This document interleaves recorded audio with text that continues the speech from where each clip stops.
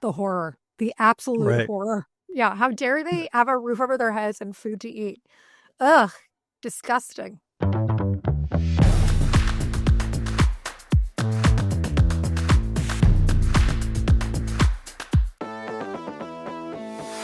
Hello, team, and welcome to Bureaucracy. I'm your host, Emily Gross, and I'm very excited today because I have James Parrott with me, and we're going to be talking all about Zohran Mamdani's economic policies. Zohran Mamdani is the current Democratic nominee for mayor in New York City. He's causing quite a stir.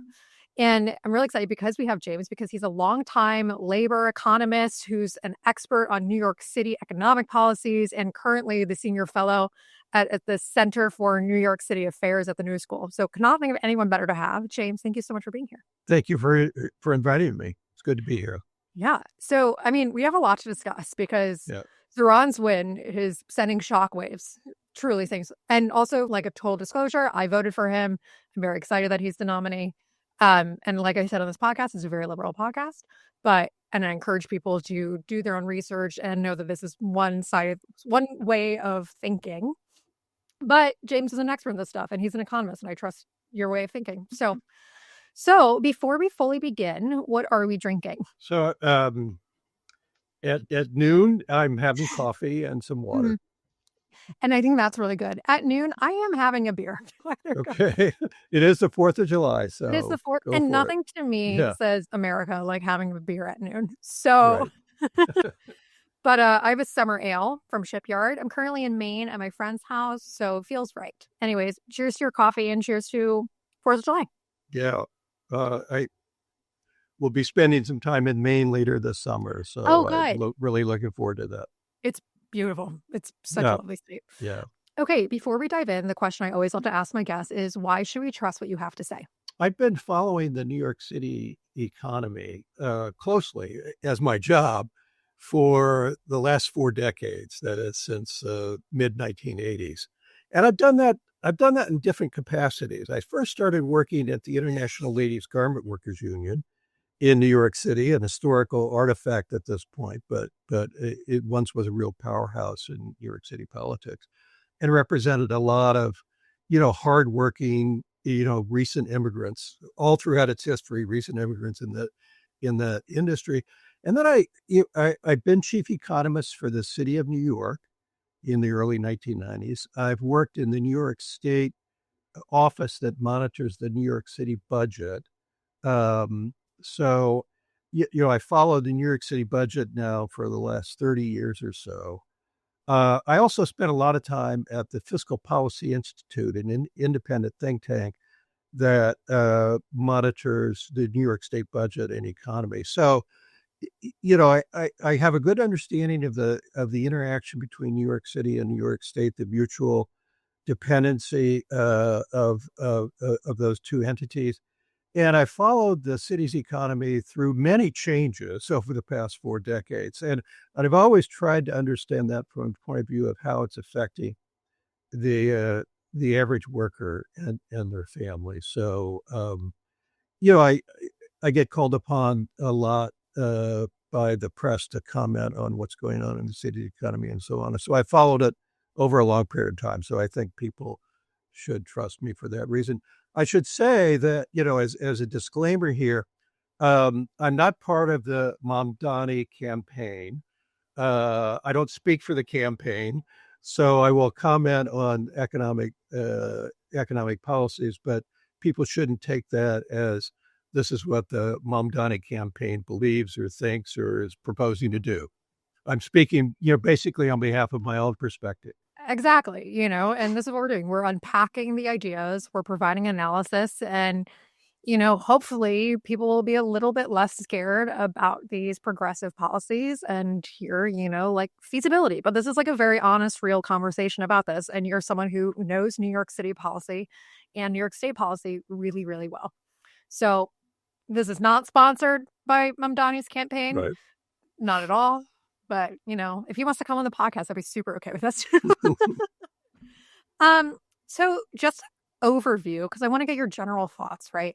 Mamdani is run as a Democratic Socialist. And so he has a very socialist heavy economic policy campaign. And there's a lot of freeze the rent, city-run grocery stores, making buses free, universal childcare. A lot of these policies that feel very scary to a traditional capitalist, heavy capitalist candidate, right? And society, and New York is the center of business, right? For a lot of different ways and a lot of different things. As an overview, how do you feel about his economic campaign and his economic thoughts? Well, he's really struck a chord in talking about affordability, and that has really been sort of a dominant theme in New York City political and economic discussions, at least since the onset of COVID.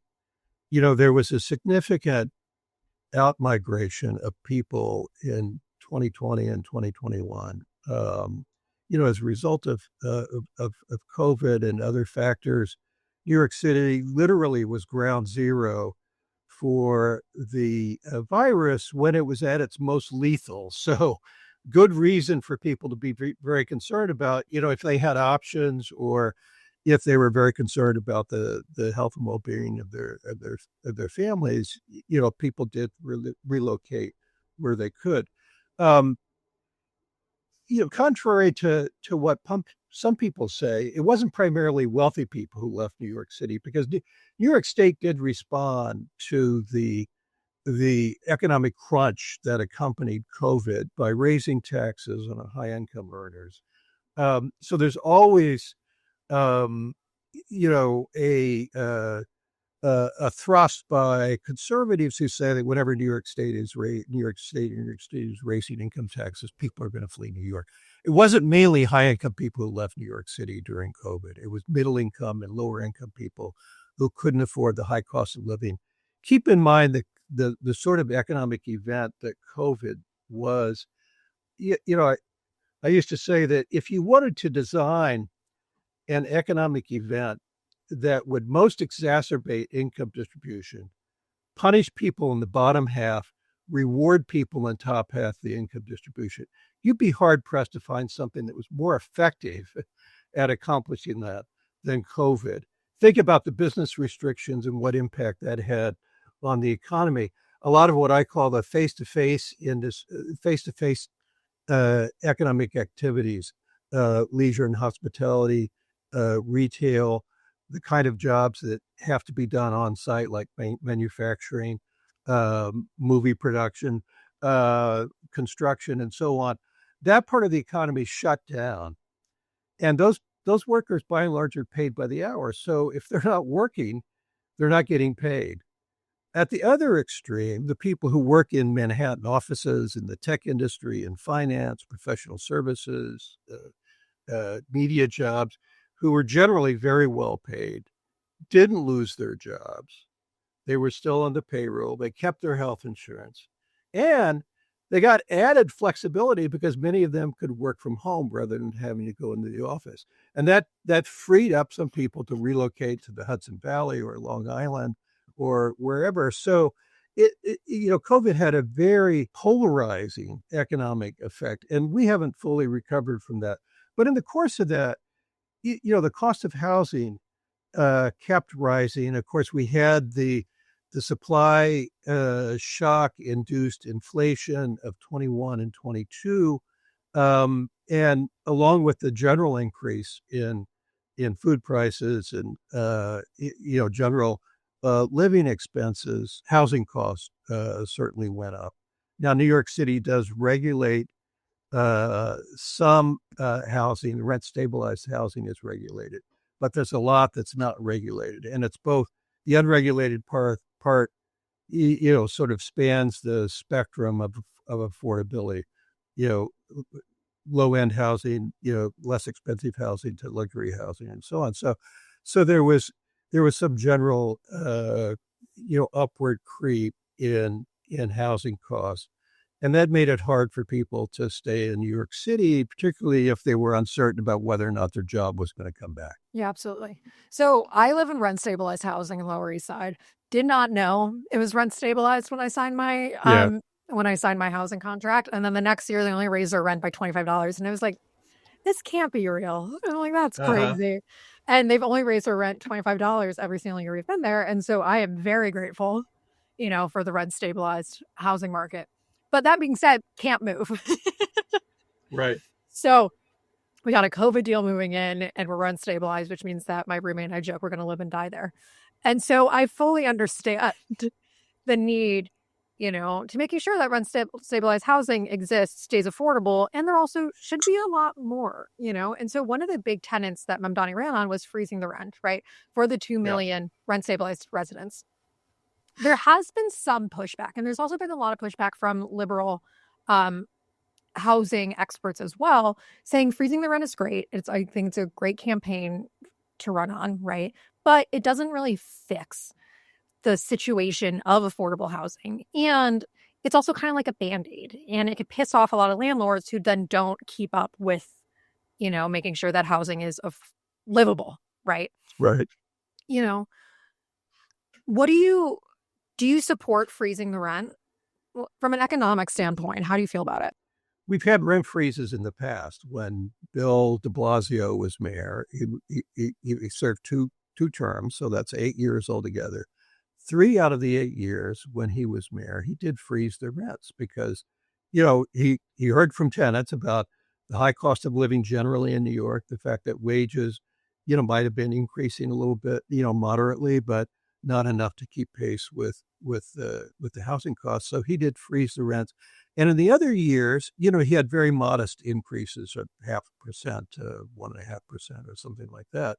So clearly, using the authority that the mayor has to appoint members of the Rent Guidelines Board is one component of an affordable housing approach. You obviously need to do other things in terms of trying to affect the supply of housing. Uh, you know, Give Eric Adams some credit for his City of Yes zoning proposals to sort of streamline the zoning code to facilitate more to make it easier to get housing projects permitted and so on. So there was broad-based support for that. That's a step in the right direction. More things need to be done like that.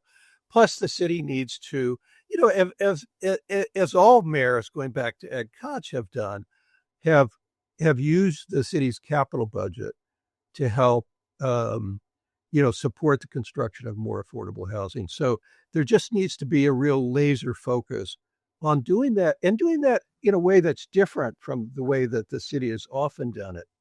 The city often does, encourages affordable housing by incentivizing developers to do 20% of the new units as affordable. The 80% could be market rate. So that sort of policy has meant that we've gotten a lot of housing development that's unaffordable in New York over the years. And the 20% that is affordable is not always, it's not always permanently affordable. So the affordability requirements continue for 25, 30 years and then they end. New York City and state really need to focus on the sort of housing policies we had in the 1950s when there was a big expansion in the housing supply in New York City, which largely took the form of working with unions and nonprofit organizations to develop Mitchell-Lama housing that was going to be more permanently affordable. So New York City really needs to get back to that sort of thing. There's a big issue in New York City with the very inequitable property tax system, and this can get very complicated and wonky. So I don't want to spend a lot of time on that, but it's been recognized for basically since the last significant property tax reform in 1980 in New York City that we really need to change that policy. I was appointed by the Speaker of the City Council and the Mayor to serve on a property tax reform commission that met, from 2018 to 2022, produced a set of recommendations that I think have broad support across the political spectrum. It's very politically challenging because if you reform property taxes, you're going to reduce property taxes on rental properties, on many 1, 2, and 3 family homes in working class neighborhoods in New York City. But you're going to raise taxes on other people, like myself, who live in Park Slope, whose effective property tax is really less than, much less than what it should be and what it is at the other end of the spectrum. So property tax reform is very challenging. I wouldn't expect Mamdani to take that on right away, but it is part of what needs to happen over the long term. So, what's really needed is, a comprehensive set of policies to address the different aspects of housing affordability. And, there's potential for getting a broad-based political support for that, rather than just, we're going to do one thing. We're just going to freeze rents and that's it. No. But if you freeze rents as part of a broader set of policies, then it will make more sense to people. Was there any negative effects to de Blasio freezing the rent for those 3 years? Well, landlords hollered and screamed about that.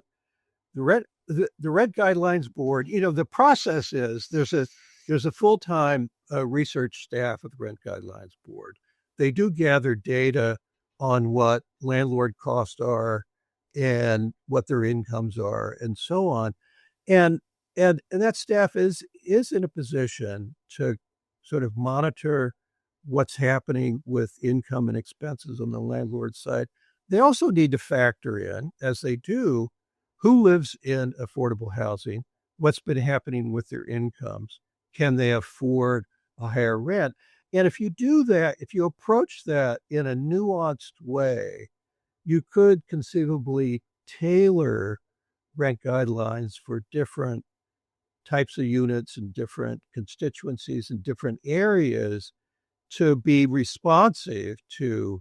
You certainly don't want to, just look at one side of the ledger. We're going to freeze rents and we're not going to pay attention to what's happening to landlord costs and income and so on. You obviously need to do that. And the Rent Guidelines Board staff is in a position to do that. So they can analyze that and work with the mayor's policy staff to come up with a nuanced proposal that will serve broad purposes. Great. We love a nuanced proposal. Huge, big one. So this is embarrassing for me to admit, but I was at a speed dating event once. And so one, really unfortunate that I have to admit that out loud for this story, but I was. And one of the people worked for a housing construction company. And he's like, yeah, we helped really kind of establish like the 2 doorway system for those, for housing structures that are one that's like the 20% affordable housing, the 80% like normal, market rate housing, whatever. And he was like, yeah, we really kind of made that happen. And I was like, is that something to be proud of? I'm like, that's crazy. So I had no idea that was even a way that property developers kind of get around that as well. So just for people to know, 1, there's not a second date. 2, it's like, that's crazy.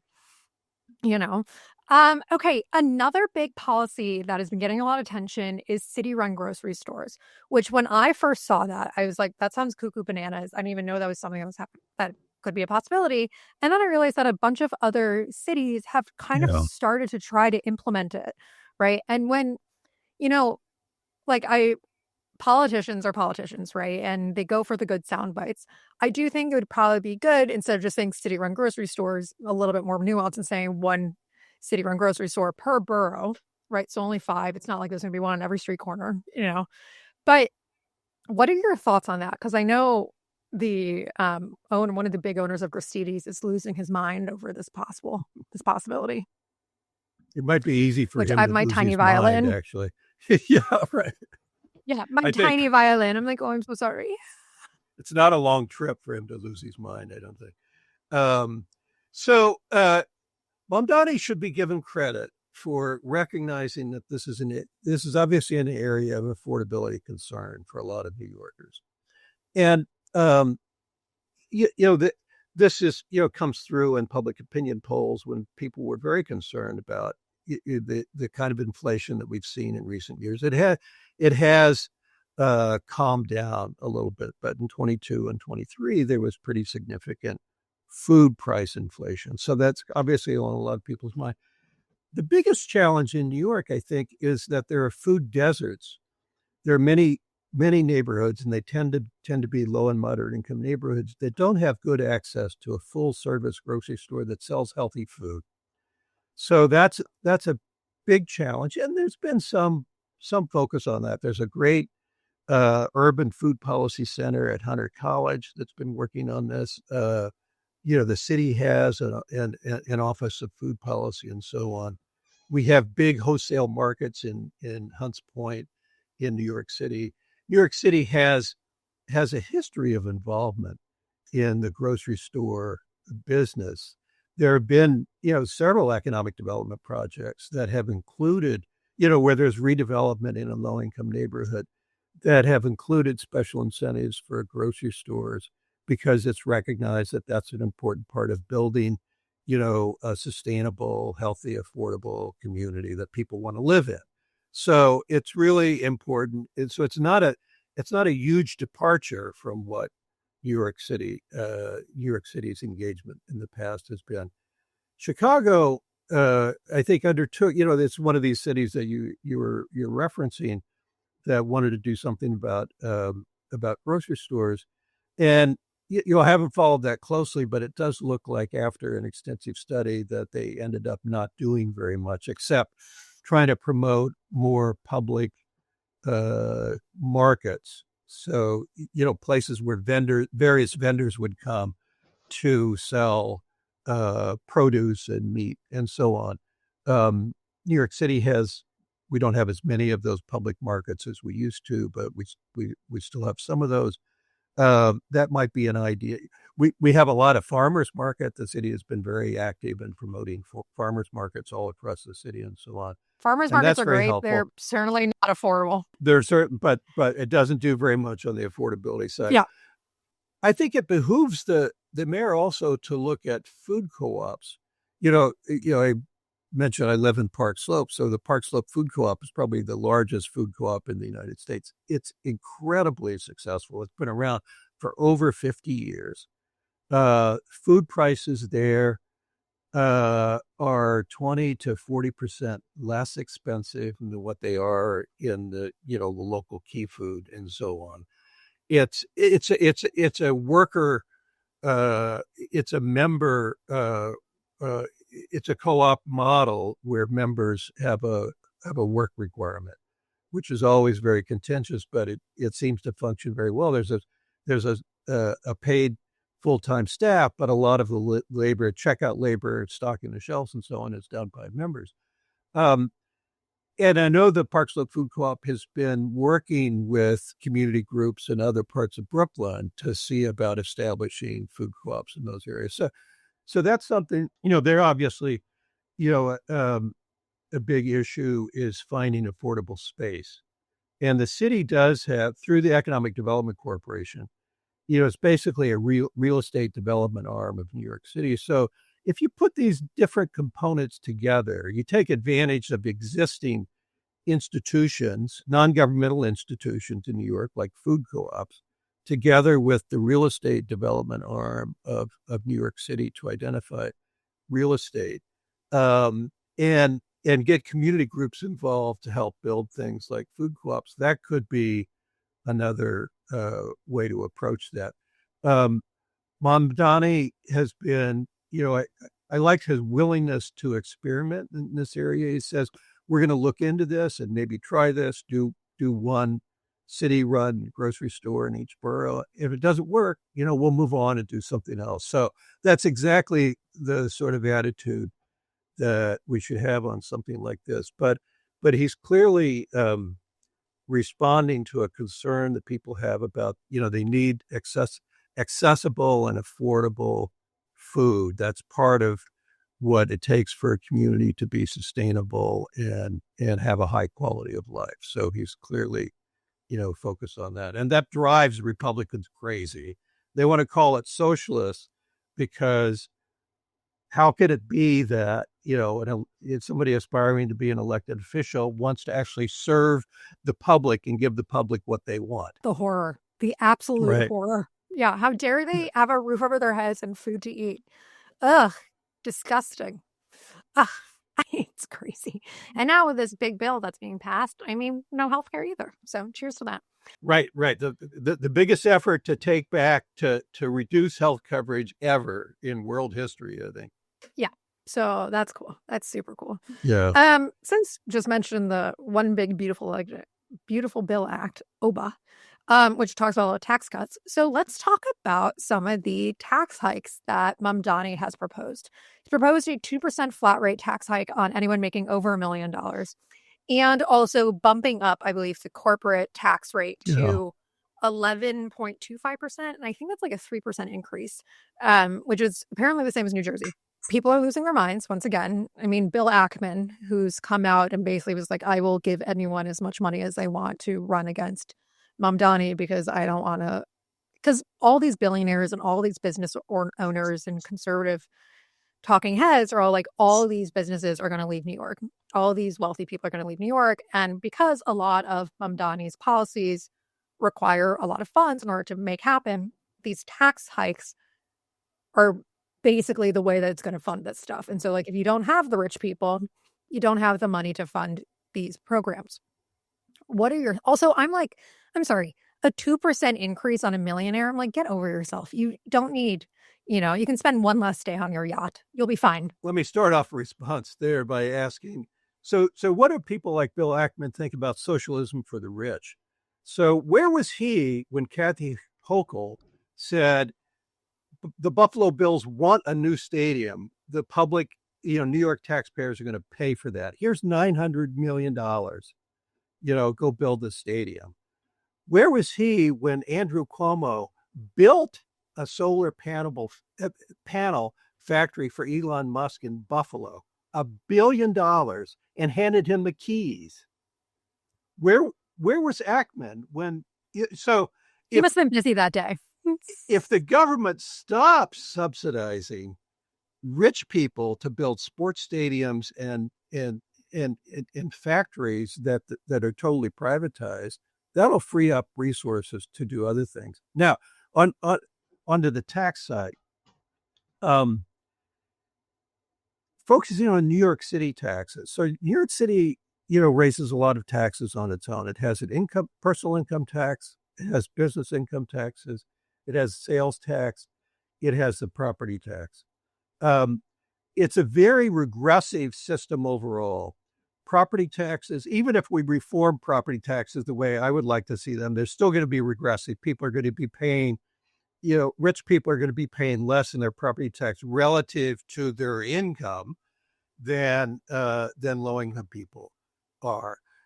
Sales taxes are regressive because low and moderate income people spend a higher percent of their income on things that are taxable. So it works out that they're spending, they're paying more in sales tax relative to their income. The one tax we have that can be made progressive to offset that as a personal income tax, we only have a very mildly progressive income tax. The top tax rate is basically the same for somebody who makes $100,000 as it is for somebody who makes $100 million.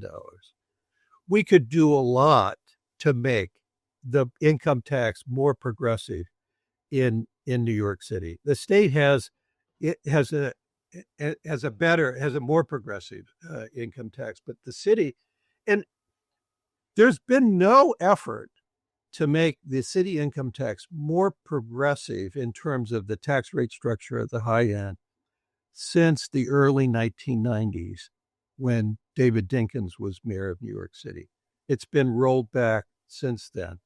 I give Mayor Adams credit for expanding the earned income tax credit and for his recent effort where he got state support to basically, try and eliminate the city income tax for very low income people who owe no state or federal income tax. New York City, as an indication of how cockeyed our city income tax structure is, for many years there were, 100,000 plus New York City households who didn't have, because of the regressivity of the tax structure in New York City, didn't know federal or state income tax, but paid a New York City income tax.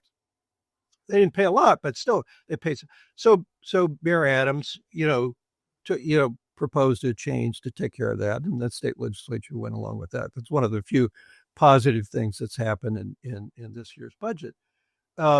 So I don't want to necessarily, I wasn't involved in developing Mamdani's, personal income or corporate income tax structure proposals, but let me just say that obviously there's room to improve and make more progressive the city's income tax, make less regressive thereby the overall city the overall city tax structure.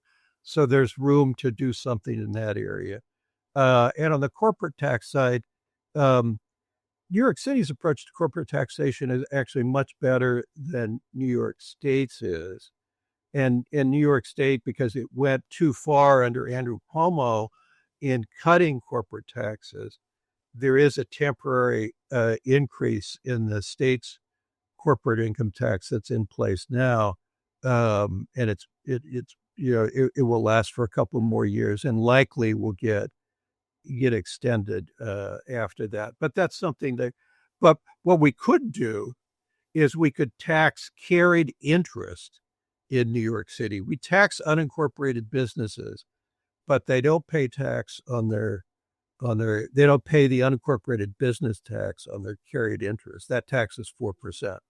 That would bring in, $200, $300, $400 million. It's been a while since I researched that, but that's something that even Mike Bloomberg and Donald Trump, of all people, believe that carried interest should be taxed as other income taxes are. Guys, we found bipartisan taxing Right. policies. There you go. I mean, someone mark this down. I mean, it is a national holiday, but someone mark this down as another national holiday.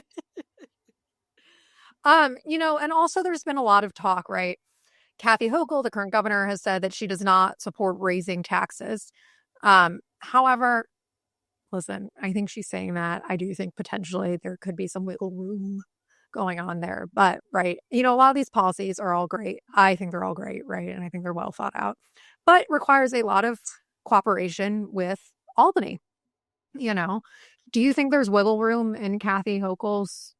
Well, so keep in mind that an aspect of Kathy Hochul's budget proposal in January that did end up in the enacted budget in the enacted state budget in May was to extend a temporary increase at the top end of the income tax structure that gives us that 10.5% top rate. Kathy Hochul extended that tax on high income people for 5 years. So when she says she doesn't want to raise income taxes, that should be qualified a little bit. She doesn't want to raise income taxes more than what she already has. But again, when we're talking about New York City, I think people have to take on this oddity in this what supposedly progressive income tax structure, that it's pretty flat, above $75,000, $100,000, and it's not really a progressive tax. We could do more, and then there's an argument that this big ugly bill, as I would call it, big ugly bill that got passed, is very generous to high income people. So, we can look and see how much their taxes are going to benefit, how much they pay in taxes are going to be reduced as a result of this. And we should say, rich people in New York were not really, at least I never heard that they were clamoring for these tax cuts at the federal level. They're doing all right.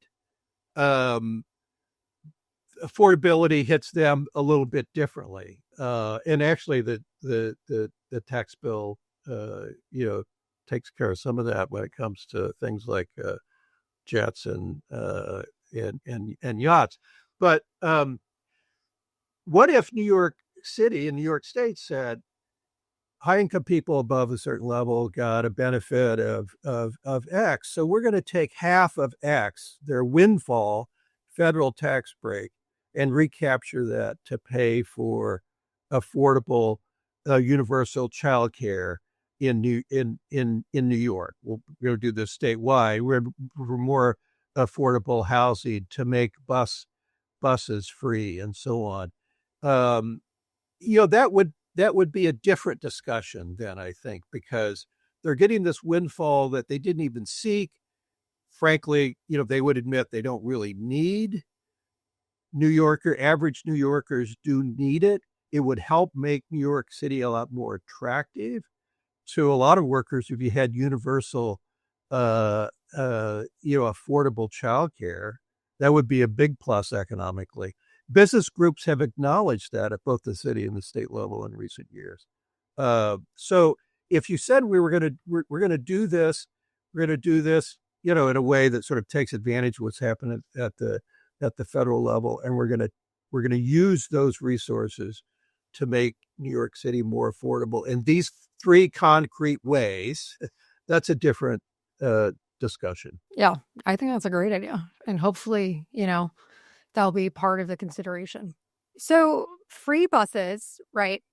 I think important. And also what's not discussed a lot is that Mamdani ran this already, Yeah. as a successful pilot that did well, But once again, it's one of those things where the MTA is actually run by the state. It's not run by the city. So it is going to require a lot of cooperation in order to make this happen. And I also it's not starting off with every bus is free. It's about working up to get there to make it possible. And if you have people that are able to, what I think people fail to realize, if you make life more affordable, they spend more money in building the economy because they're buying more things. It's a win for Yeah. everyone, you know, right? And so, I like the idea of free buses. And also, to be honest, majority of people don't pay for buses to begin with. I think there's, so there's a successful pilot program already. It's very clear that a lot of if you leave the express buses aside, express buses from the suburbs and from Staten Island into Manhattan, leave those aside. The other buses are generally in the outer borough. A lot of bus lines in New York City, obviously for good reason. It helps reduce the traffic congestion quite a bit. Hopefully, with congestion pricing, the average street speed of buses in Manhattan is increasing. But in the outer boroughs, the buses are mainly serve areas that are not well served by by the subway system.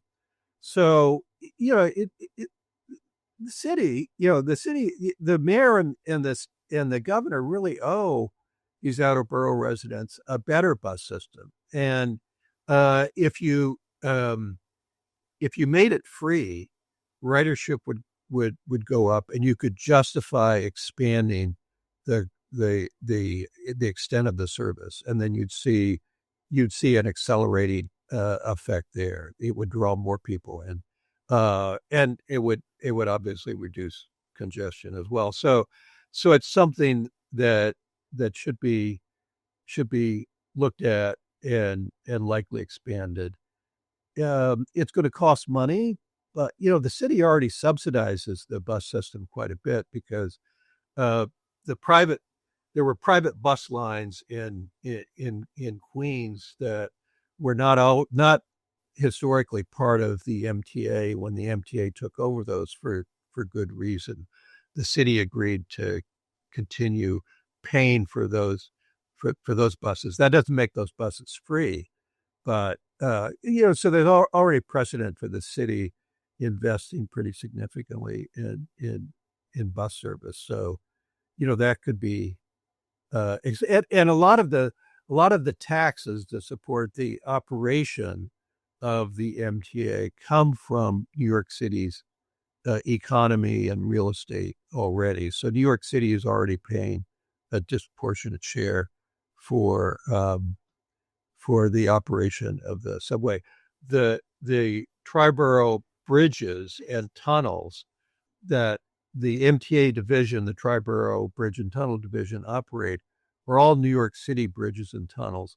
They generate a lot of surplus that's used to offset the operating cost of the commuter rail lines and the subway and the bus system already. So New York City is already contributing a lot to the operation of the MTA.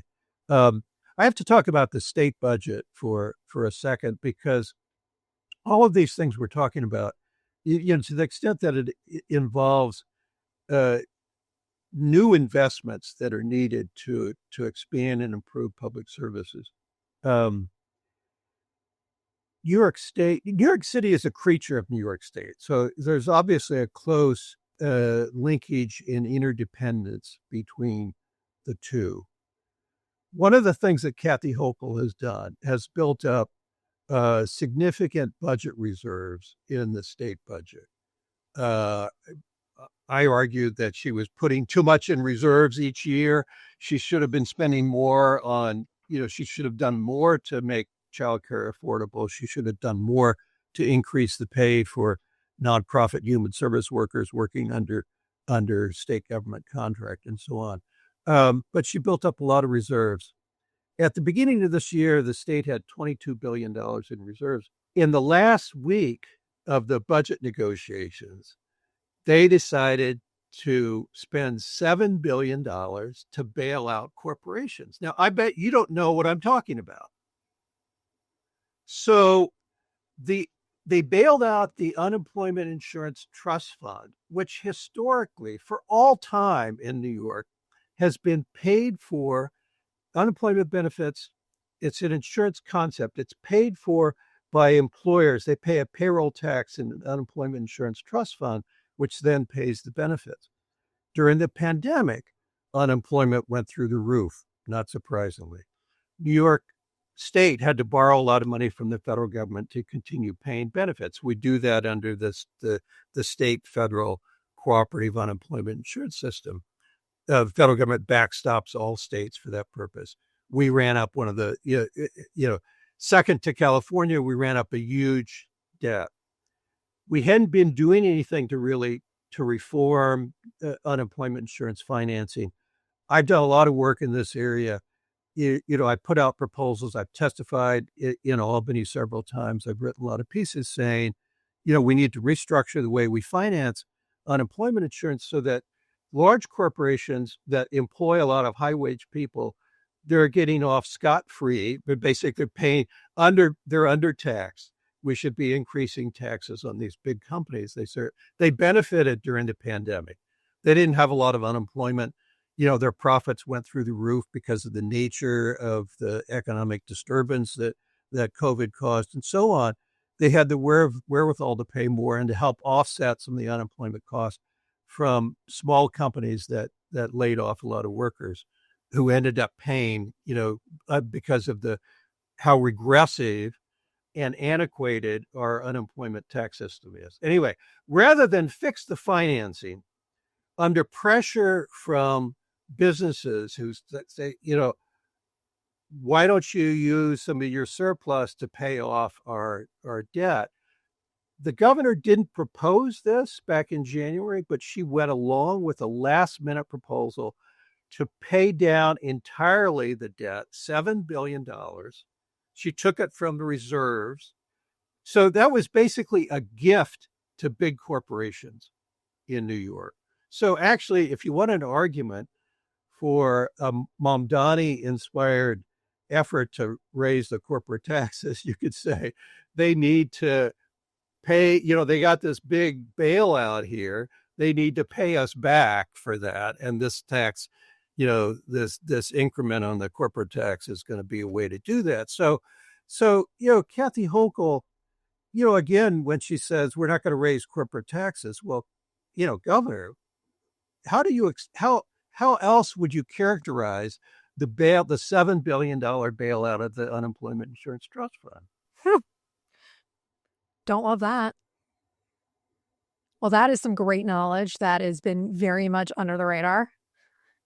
Wow. Bullshit. Okay. I wonder how Assemblyman Mamdani voted. He probably voted for the bailout. I don't know. Oh, God. Oh, my gosh. It's all crazy. Yeah, I need a sip of beer after that one. I mean, well, and this, raising the minimum wage to $30 by 2030, I think should be something that is totally okay. Also, correct me if I'm wrong, from one of my minimal economics classes that actually raising the minimum wage does not really affect the economy as much as a lot of conservative economists would like you to think and business people would like for you to think. And also, for people that are unaware, the current federal minimum wage is still $7.25 That's an right. hour, Yeah. right? It What can hadn't you been buy? raised since 2007. It's insane. And wasn't it like done this way so that Congress could give themselves like a little pat on the back and raise it every year, right? Yeah. And be So, like, look what we're doing for right. you. And they are just inept. Yeah.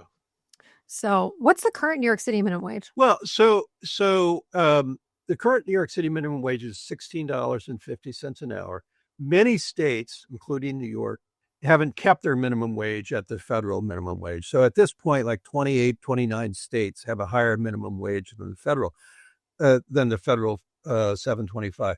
Those are the states that are still at the federal or minimum tend to be in the South and the mountain states, predominantly red states, right?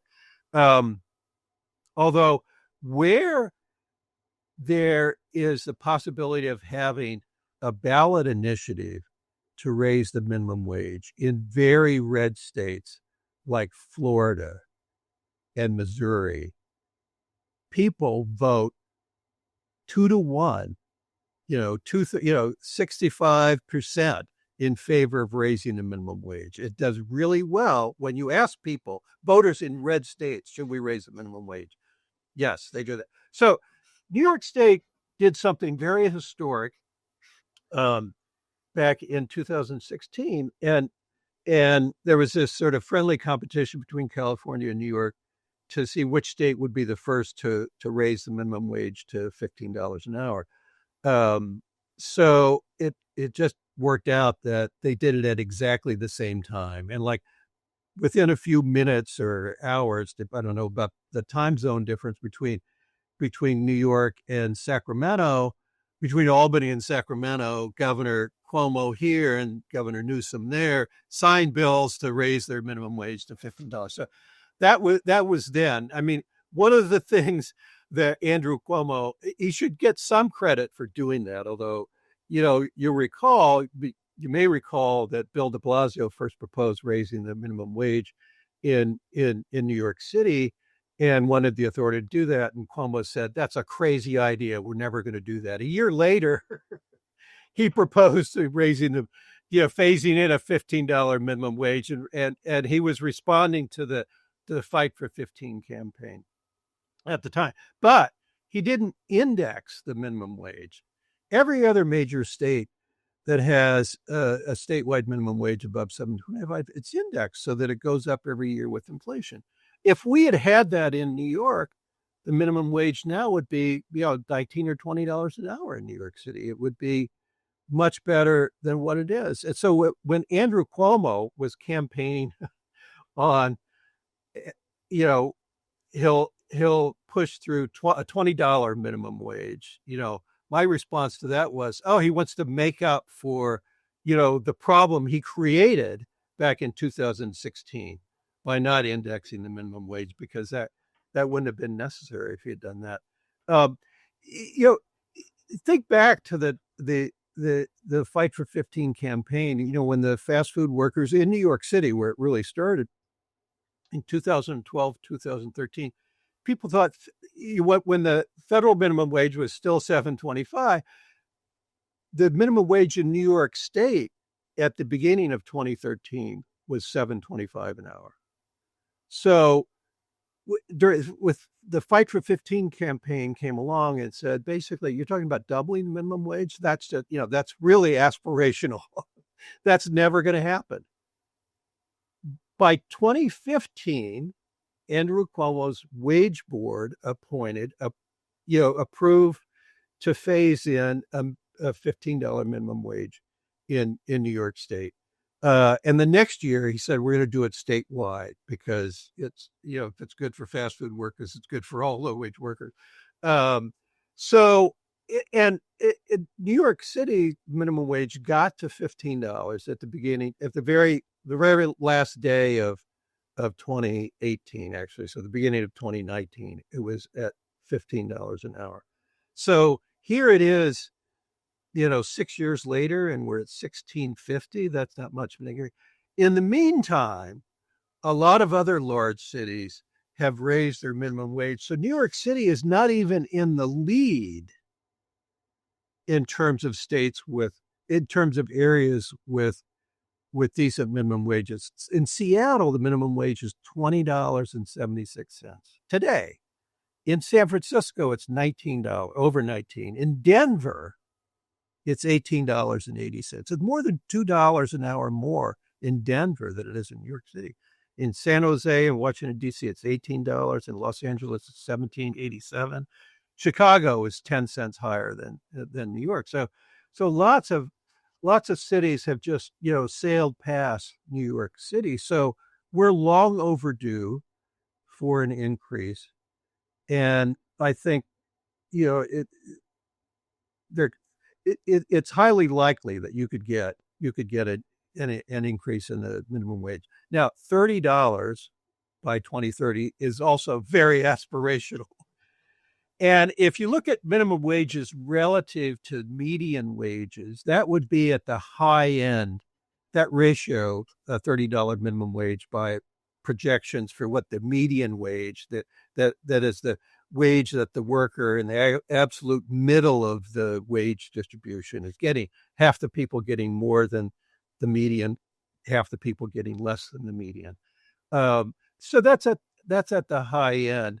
But that's what people said about the Fight for 15 also. And now there's lots of research that shows that raising the minimum wage to $15 has not only not had adverse effects on employment, but it's been positive for economic growth. It's reduced poverty. It's increased productivity. Turnover has gone down. You see there's research that shows that stronger job growth in areas that have increased their minimum wage. So it's not only not a negative, it's a positive for the economy. Yeah, that's all very interesting. And it's great to hear. I love it when things that I believe in are actually good, and Yeah. there's, research behind showing why they're good. It makes me so happy. Before we wrap up, do you want to just touch on universal childcare for the city? Yeah. As I said earlier, this is an area where a lot of businesses recognize that having affordable and accessible childcare is really an economic development plus. It's good for their workforce. It's good for productivity. It's good for society generally. And from a city's point of view, it makes New York City more attractive. It obviously is part of the quality of life. And if you improve the quality of life, you make New York City more attractive to people who want to come here. And the real, one of the real economic strengths of New York City is that it does attract ambitious people from far and wide to come into New York City. And that's why businesses want to pay here. That's why it's come to New York City and expand here.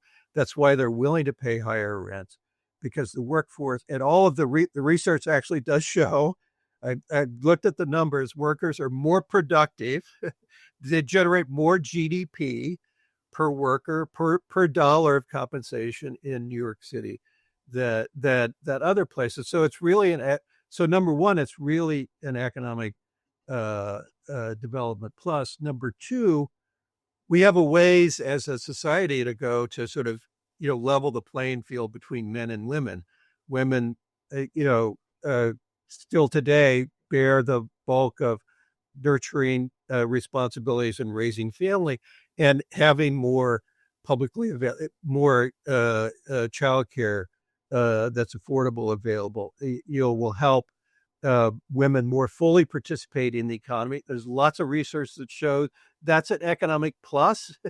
When you strip away barriers and make it more possible for people to fully engage in the economy and to fully invest in their human potential, they benefit and society benefits overall. So I think business people can see that, and again, we've made a lot of progress. Bill de Blasio got UPK for 4-year-olds. he kicked off extending that to 3-year-olds. Adams had this sort of, hot and cold relationship to that. The city council held his feet to the fire on making good on pre-K. They succeeded this year. So we have universal 3 pre-K and 4 pre-K in New York City. So we need to keep moving in that direction. Kathy Hochul has been very outspoken. One of the top agenda items in her State of the State addresses for the last 2-3 years has been more affordable childcare. So she's an ally in doing that. Also, this isn't just a city thing. Like, there's federal programs like Head Start, like it's not a crazy city concept, like socialist, progressive, liberal concept, So conservative economists from University of Chicago have gotten Nobel Prizes for research showing how good investing in Head Start and early childcare is for human potential. Well, you heard it here, folks. Don't be scared by it. Yeah. James, it's been so lovely having you on and all your experience and education on this. It's been so helpful. Is there anything else you would like to touch on? Well, so one of the things that, if I could just make a plug for some of my work and also for one of the really good things that New York City has done. New York City is in the lead, not only in the United States, but globally in terms of putting in place good minimum pay standards for rideshare drivers, Uber and Lyft drivers, and for restaurant delivery workers. We're the only city that has effective minimum standards in place for both of those areas. That affects about 200,000 predominantly immigrant workers. It was a good thing for New York City to do that. Zohran Mamdani has been a big supporter of both minimum pay standards. Brad Lander initiated the city council legislation that made possible both of those. They are a great partnership in doing this. And they're so cute. And one of my big fears about Andrew Cuomo, he's always sort of bent over backwards to listen and take money from Uber and the likes of that. I was very concerned about whether or not those gig worker pay standards would survive a Cuomo administration if he had gotten elected. So I'm very relieved for lots of reasons, but including for this area that I've spent a lot of time working on, these minimum pay standards. That New York City, again, that's one area where we can take a lot of pride in because we are leading the world in terms of making sure that gig workers who ferry people around in their own cars and who deliver restaurant meals are well paid and get the tips that customers want them to get. Yeah, absolutely. It's very important. If you're going to pay someone to bring you your food, you should be paid well. Right. And there should be regulations to make sure that they get their tips. Yeah, it's crazy. They're not stolen by the companies, right? No, I've had many interesting conversations with Uber and Lyft drivers that they're like, can you put the lifts in? Can you put it in the tip right now? Because otherwise sometimes we won't get it for like 3 more months or it's some shady stuff going on. Some very shady stuff. Yeah. James, thank you so much for this. I really appreciate it. And I hope everyone feels better and more educated about Mamdani's policies and recognize that, listen, they are really idealistic, but they're not feasible. Like there is possibility for them to all come true and to happen and be good for society, so hope people feel good. Yeah, that sounds great. All right. Yeah, it's been a pleasure. Right. Thanks so much, Thanks James. for having me on. Yeah, of course. I'm your host, Emily Gross. We'll be back next week with another episode of Bureaucracy.